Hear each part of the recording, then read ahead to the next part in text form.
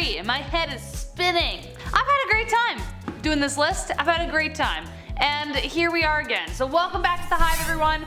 I'm your host, Rachel Fisher, and today we are counting down part 3 of our top 10 Greek mythology stories that will leave you confused series. Because we have 3 now, it's a series. Let's get going. Number 10, Pandora's box. Don't understand. Why would you even have a box like this in the first place? According to Greek mythology, the beginning of the earth was free of pain and suffering. The land was perfect, kind of exactly like Eden. Prometheus had created man by making them out of clay, and he will... Okay, well, we might get to that later in another list, but you know, he did a whole bunch of good things for man, the gods got mad. Anyways, Hephaestus made the first woman, Pandora. They gave her beauty, cleverness, charm, and curiosity. Curiosity killed the cat. Her name translates to all gifted. But then Zeus was like, you know what would be a great gift? I'm gonna give this girl a box and tell her not to open it. That's like putting a B-Day present in a 4-year-old's lap and being like, ooh, enjoy the wrapping. No. Well, guess what happened? Because they gave her curiosity, it got the best of her, and she released all the troubles into the world: disease, violence, madness, greed, old age, death, plague, slow walkers, and people who eat really loud at the movies. Okay, the last thing to leave was hope, so at least that's a good thing. But you gotta wonder, who in the heck let Zeus be the leader of everything if he made a crap decision like that, with no foresight at all? Why put that stuff in a box? I don't know. Stop it. You're fine. Number 9. Echo and Narcissus. Look, there's nothing wrong with doing a fit check before you leave for work. Give yourself like a, ooh, damn, you know? Do that. Love yourself. But if you're stuck there for the whole day, there's a thing called being a narcissist, which is derived from a character in Greek mythology named Narcissus.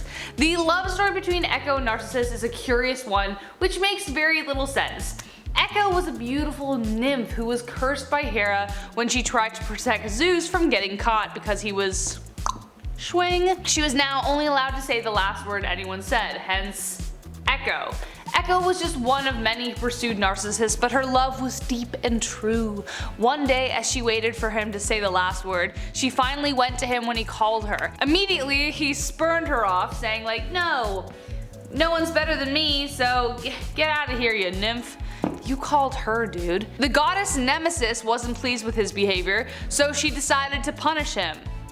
Nemesis lured him to a steady pool of water where he spotted the most beautiful thing he'd ever seen: himself. And he fell passionately in love.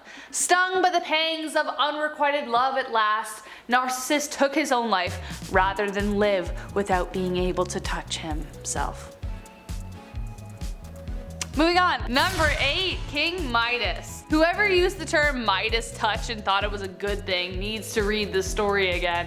The Midas touch is an allusion to King Midas, who thought having the power to turn everything into gold was gonna be a good thing. But he didn't specify, and there's always a catch. There's always a catch. After Midas welcomed with open arms Dionysus's merriest reveler, Dionysus said he would give him one wish. He wished to turn everything he touched into gold, because he needed money. He was delighted at first, turning twigs and plants to gold, but then when he got hungry, he found he couldn't eat or drink anything without it turning into gold. Panicking, his daughter ran towards him to comfort him. Out of instinct, he hugged her back because he was a hugger. She soon turned into gold. Dionysus heard his curses and prayers and told him he must wash himself in the river Patroclus.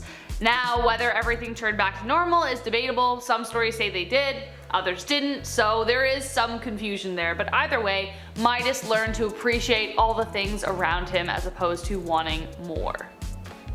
Morals. Number 7, Daedalus and Icarus. We all wanted to jump off the roof when we were kids with wings made from paper to see if we could fly. I mean, why not? Massive metal planes are able to do it, why can't we? Literally, planes are insane. Side note, because science, that's why. But with stories like Daedalus and Icarus, a part of me still thinks it could work. as long as you don't fly too close to the sun. Daedalus was a master inventor who designed the maze for King Minos' palace. He, along with his son, built it together, but the king tricked them and trapped them inside. Daedalus was said to have earned his skills from Athena herself, and soon he fashioned a pair of wings with wax and quills. Soon father and son were able to flee, but Icarus ignored his father's warnings of flying too close to the sun, otherwise the wax on the wings would melt. Soon this happened and Icarus crashed into the sea and died. It's a marvel that the wings worked in the first place, but it's even more of a miracle that they evaded the Minotaur, who was, like, by the way, inside the maze that they built for it. Also, no one explained how they broke out of the maze in order to get into the air into the first place, so I'm not sure how all this worked. If my parents said I couldn't jump off the roof with fake paper wings, then it only makes sense that this would fail, I guess. Number 6, Apollo and Daphne. Ever had someone like not get the hint and continue to slide into your DMs? So in order to avoid them, you like have to turn into a tree so they leave you alone? Ha! Anyways, yeah, me too. It's a tough place to be, especially in the case of Apollo and Daphne. Apollo made the massive mistake of making fun of the god Eros, who, you know, the guy with the arrows that make people fall in love, Cupid. Well, in order to mess with him, he shot a golden arrow at Apollo, causing him to fall desperately in love with the nymph Daphne, and at the same time, Eros struck Daphne with a lead arrow, causing her to detest the god. Apollo pursued her with such fervor that Daphne eventually got exhausted running away from him, so she prayed to the river god Peneus to rid him from her. So she sacrificed her physical form and transformed into the laurel tree.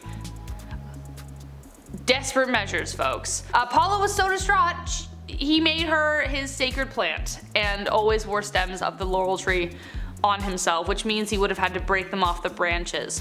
Which, if you're thinking about that, did Daphne feel that as a tree, you know? Did he just keep causing her more and more pain?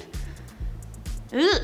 Number 5, Chiron. I think the last video or the video before, I don't know, my brain is pretty scrambled, but I mentioned the story of how Ixion made love to a cloud and gave birth to half horse, half men people. Yeah, well, as confusing as that is, like, where did those genes come from? Chiron was an exception to the rule. He was the son of the bond between Titan Cronus and a nymph and became a kind of honorary god. Unlike his other horny relatives, Chiron was a trusted, artistic, and intelligent being. He was still part horse, but his front legs were still human. So I guess imagine a man wearing half of those like 2 men horse costumes. Yeah. He didn't play the field, really, but was married to a nymph named Charicolo and had 3 daughters and a son.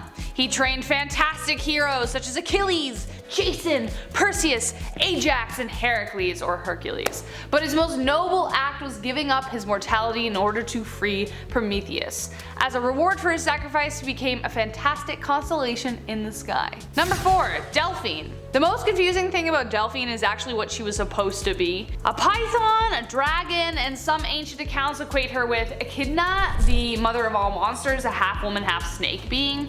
She has also been confused for a male serpent, but according to the earliest Homeric hymn, she was a girl dragon. Anyone get that reference? No? Okay, moving on. There are quite a few different accounts of the goddess, and descriptions of her aren't really consistent, but we do know that she was a dragon type thing born from Gaia, the Greek goddess of earth. Her name means womb, and only us ladies really understand why a womb would be depicted as a dragon. The time of the month, I know. Delphine was given the charge of guarding the Oracle of Delphi. For some reason, Apollo really wanted to control it, so Delphine and him went head to head on several occasions. He eventually slew her with his bow, allowing him to take control, so unfortunately that happened. But hey, he's a god. Number 3, Medusa. The origin of her story has a few versions, but no matter what way of getting there, she ends up as a gorgon. Her hair full of snakes and armed with a petrifying gaze, Medusa is one of the most prominent figures in Greek mythology. The story of Medusa has come under some confusion recently. Some say that the god of Poseidon took her without consent, violating her oath to Athena, and therefore the goddess punished her. Some say it was consensual, some say that she just insulted Athena somehow, but this is the most popular story. Medusa, as a mortal woman, was said to be the most beautiful woman in the world, but remained an enchanting and steadfast priestess for Athena. Though at first Athena was proud of her subject, she became irritated that the people were only at the temple to see her, because she was fire. Poseidon didn't like Athena because she won Athens, so he tried to seduce the young maiden to get her angry. She refused because she's awesome and ran to the temple and prayed to Athena for protection, which the goddess gave her none, so Poseidon took her anyways. Athena punished her, saying it was her fault, though like, obviously it wasn't. Where the heck were you, Athena? Bad move. You'd think Athena would be half decent in this situation, but guess not. So she turned her into this ferocious Gorgon, and then on the way out of the temple she ran into her best friend and turned him into stone and a whole bunch of other people. It's a really sad story. She wasn't a monster.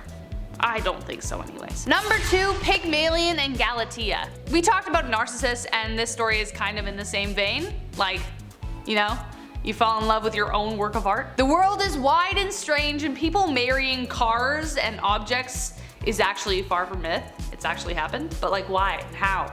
No clue. Which brings us to the strange tale of Pygmalion and Galatea. Pygmalion was a sculptor and carved incredible lifelike ivory creations. His dedication to his craft left him no time for love, and even swore to a life without wedlock. But this longing one day manifested in a statue he carved of a woman of unparalleled beauty. He could not take his eyes off his creation and named her Galatea. He clothed her, decorated her, kissed her.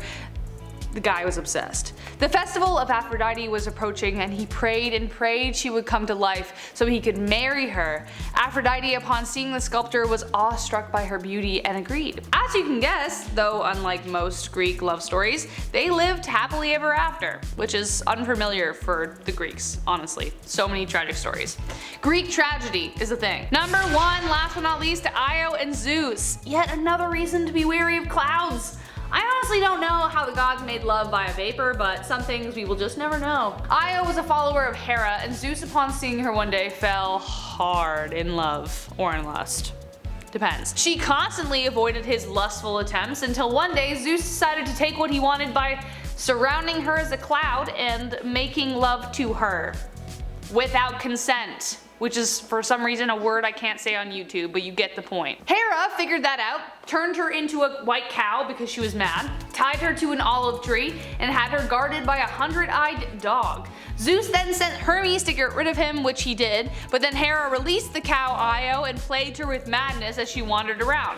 While wandering, she met the poor titan Prometheus, who was cursed to have his liver torn out every day, and he comforted her by saying that she would one day return to her human form and bear a child by Zeus that would someday release him. Zeus caught up with her in Egypt, turned her back to human form, then her descendant, like 11 generations later, Hercules, released Prometheus from his chains. But wait, I thought that was Chiron. What? And on that contradictory note, here was yet another list of confusing Greek tales. If you like this video, do the thing. You know what to do. Like, comment, subscribe. I've been your host, Rachel Fisher, and until next time, stay sweet bees.